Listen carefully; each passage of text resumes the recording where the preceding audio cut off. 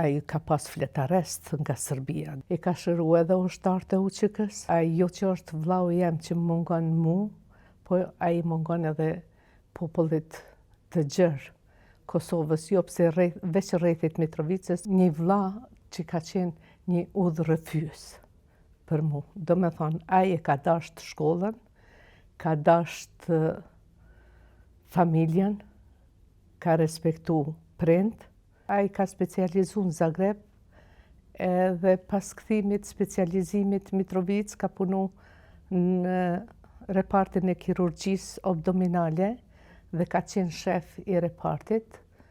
Dhe ëndrat ju ndërprerën për shkak situatës që ndodhe në Kosovë. Ai ka qenë i përndjekun nga serbët dhe u largu nga puna si i papërshtatshëm për sallë të operacionit, se ka pas kusht që ky t'i pranon, se pacientat e kanë kërku këta, që ky t'i pranon t'i operon, ka pas kusht ky t'i pranon me i operu, ndërsa me i operu tjetër kush pacientat, edhe ky ka thonë jo, derisa unë e pranoj pacientin me operu, nëse nuk e operoj unë, atëherë unë se pranoj, ka hap një ordinancë të vetëm private, ku atë e ka shëru edhe ushtarët e UÇK-s, ka shëru edhe popullin, ka po operacionet të ndryshme, ka shërby në Shalë Bajgorës, ky ka qenë i pari që ka propozu të hapet spital, e ka mba një shtëpi private si spital. Ai ka pas fletarest nga Serbia, do me thonë,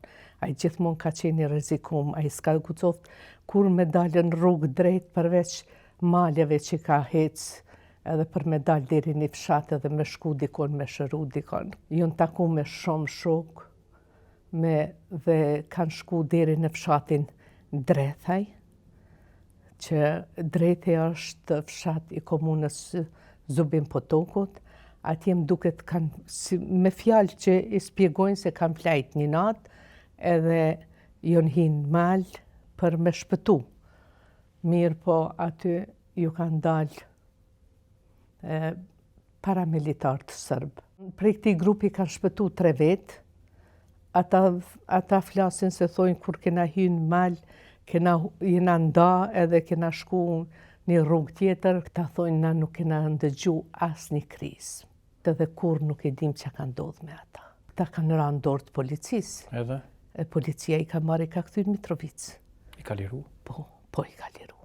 Njëni prej tyne ka qenë ish kryetari i Mitrovicës. Ka qenë luftë, edhe nana prej fëmijëve janë nda, edhe na janë nda prej atyne, edhe s'dim më kur gjë për ta. Kjo është përgjegjja ma e shpeshta që ata e japin.